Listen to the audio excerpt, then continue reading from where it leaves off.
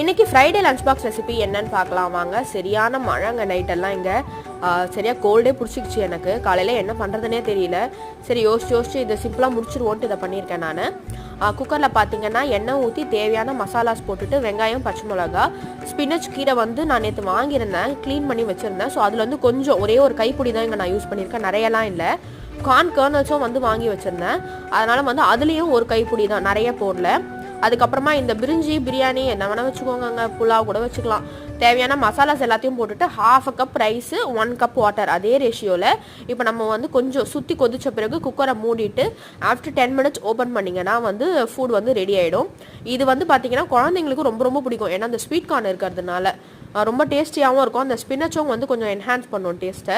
இதுதான் வந்து லஞ்சு. இது ஸ்நாக்ஸ் பார்த்திங்கன்னா நேந்திரப்பழ சிப்ஸு ஃபிக்கு. அந்த நேந்திரப்பழ சிப்ஸ் இல்லை எதனா ஒன்று எக்ஸ்ட்ரா இருந்தால் அங்கேயே தான் கை போவோம், அது காலியாகிற வரைக்கும் ஸ்நாக்ஸுக்கு.